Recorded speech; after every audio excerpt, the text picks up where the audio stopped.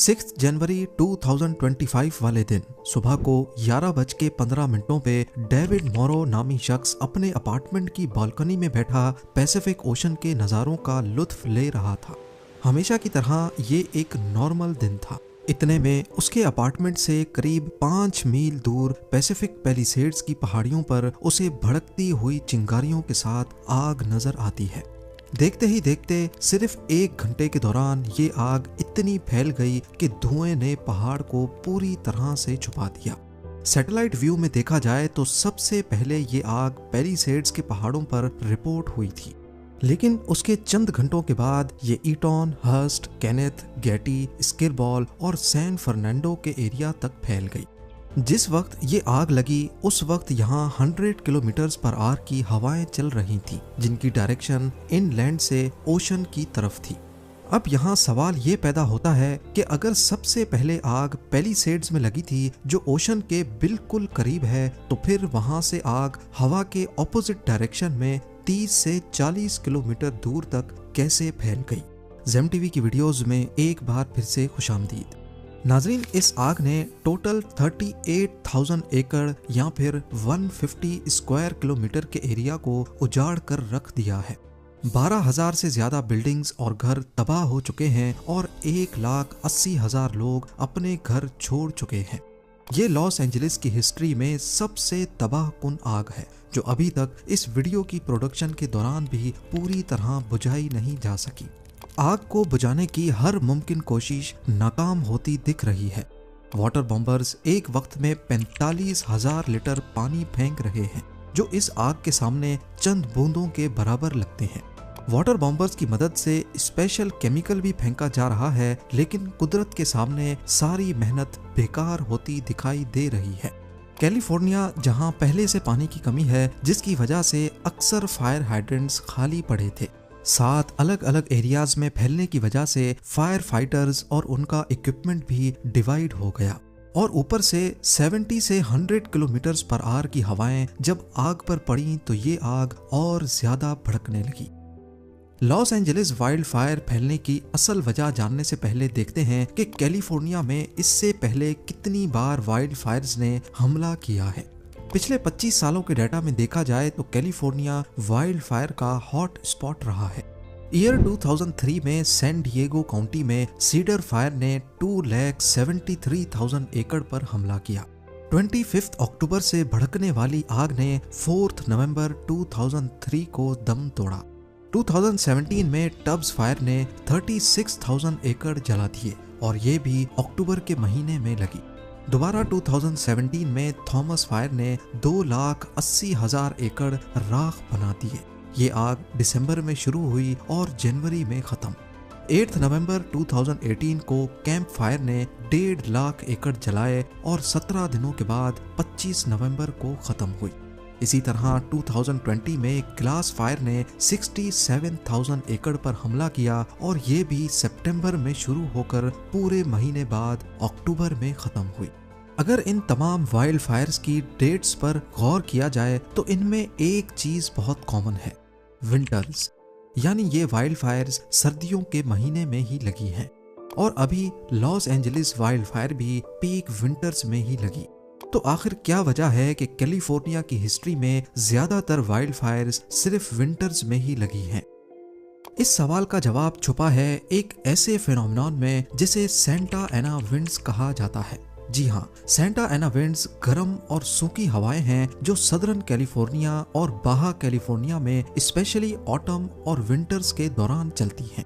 Google Earth पर देखा जाए तो कैलिफोर्निया के ईस्ट में दूर दूर तक सिर्फ डेजर्ट है, जिसको मोहावी डेजर्ट या फिर ग्रेट बेसन भी कहते हैं।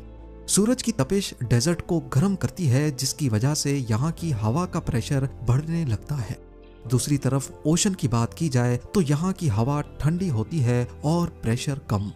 हमने 6th ग्रेड में पढ़ा था कि हवा हाई प्रेशर से लो प्रेशर की तरफ ट्रेवल करती है। जितना ज्यादा प्रेशर में फर्क होगा उतनी तेजी से हवा ट्रेवल करेगी और यहाँ पर भी कुछ ऐसा ही होता है।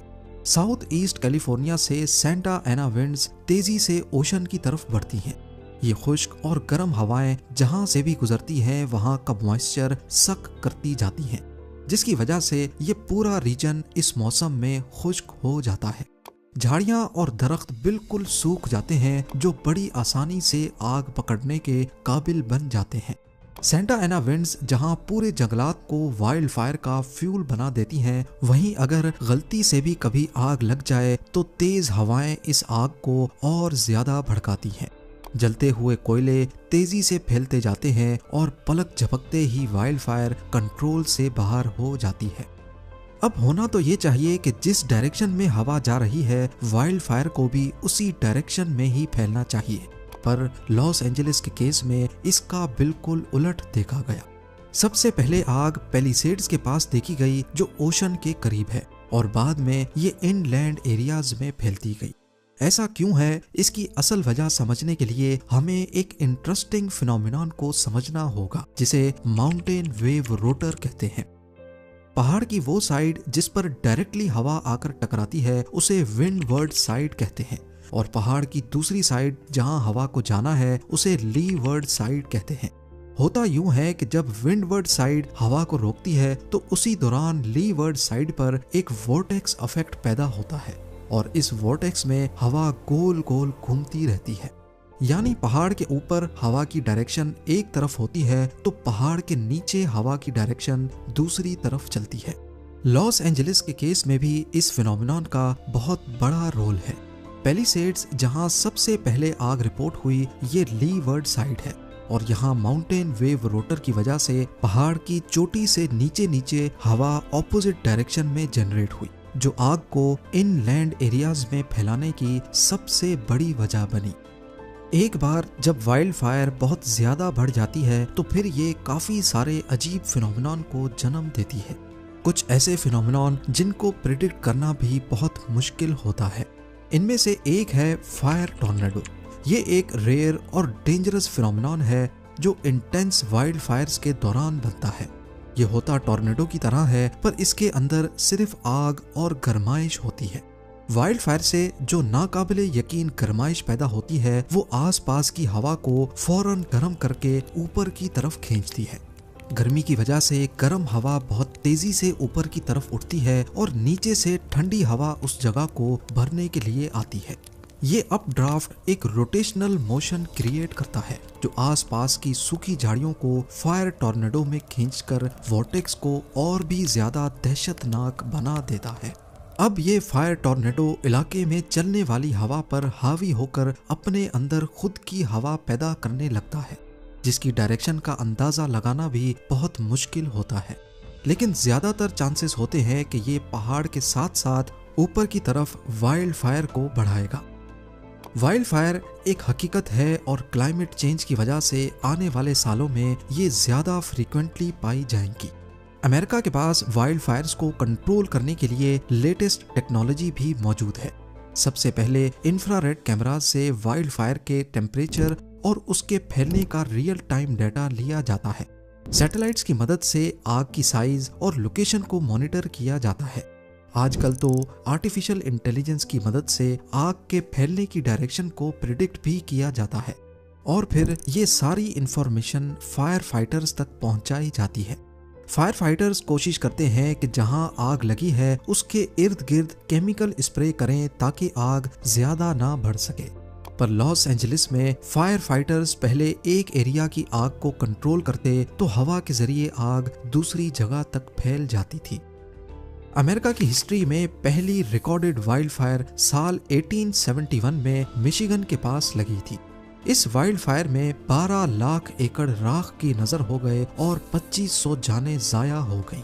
1871 की पेस्टिगो फायर से लेकर आज की लॉस एंजलिस वाइल्ड फायर तक नेचर हमें इशारा दे रही है कि आग पर काबू पाना आज भी करीब नामुमकिन है।